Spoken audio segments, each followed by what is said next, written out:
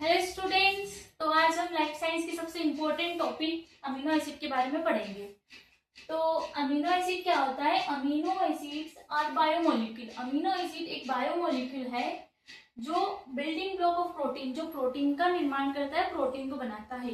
तो जैसे ना एक घर को बनाने के लिए क्या होता है, बहुत सारी ईंटें मिलकर एक घर को बनाती है, वैसे बहुत सारे अमीनो एसिड मिलकर के प्रोटीन का निर्माण करते हैं। जैसे ये एक अमीनो एसिड, ठीक है, और ये दूसरा अमीनो एसिड, तो ये क्या करेगा, पेप्टाइड बॉन्ड के द्वारा जुड़ेगा और प्रोटीन को सिंथेसाइज करेगा। तो आगे बढ़ते हैं हम। Which contain NH2 COOH HR group, मतलब ये चार ग्रुप दिए गए हैं।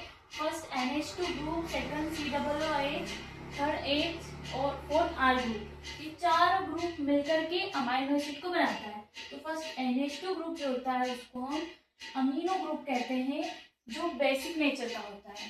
सेकंड COOH ग्रुप, जो कार्बोक्सिल ग्रुप कहते हैं हम इसे, ये एसिडिक नेचर का होता है। थर्ड हाइड्रोजन और fourth R group side chain होती है। तो जितने भी अमीनो एसिड होते हैं ना, सब में ये तीनों NH2 COOH और H तो सेम रहता है, लेकिन R ग्रुप चेंजेस रहता है।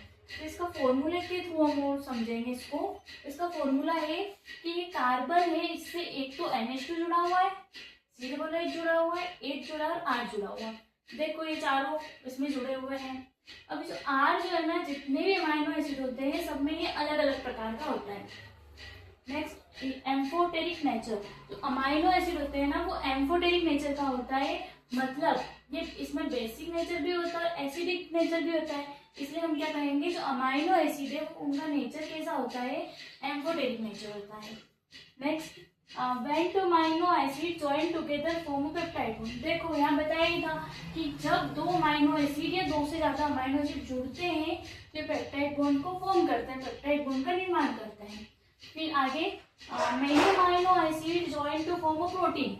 देखो बहुत सारे अमीनो एसिड मिलकर के किसको बना रहे हैं, प्रोटीन को बना रहे हैं। जो अमीनो एसिड है वो क्या है, मोनोमर यूनिट है एक, मतलब एक अकेला अमीनो एसिड होता है। और जब बहुत सारे अमीनो एसिड मिल जाते हैं तो वो पॉलीमर यूनिट बन जाती है, और इस प्रकार वो अमीनो एसिड्स मिलकर के प्रोटीन का निर्माण करते हैं। ऐसे टोटल 20 स्टैंडर्ड अमीनो एसिड होते हैं, मतलब 20 अमीनो एसिड ऐसे हैं जो हमारे बॉडी के जितने भी प्रोटीन होते हैं सभी प्रकार के प्रोटीन को बना सकते हैं। जैसे इन अमीनो एसिड को ना हम 4 कैटेगरी में डिवाइड करते हैं। कुछ पोलर टाइप के होते हैं, कुछ नॉन पोलर होते हैं, कुछ एरोमेटिक होते हैं, कुछ एसिडिक नेचर के होते हैं, तो कुछ बेसिक नेचर के होते हैं।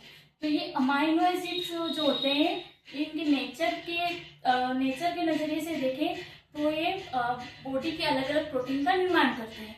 अगर आपको और बहुत सारे अमीनो एसिड्स के बारे में जानना है, इनके स्ट्रक्चर को समझना है, तो आप कमेंट बॉक्स में कमेंट कीजिए।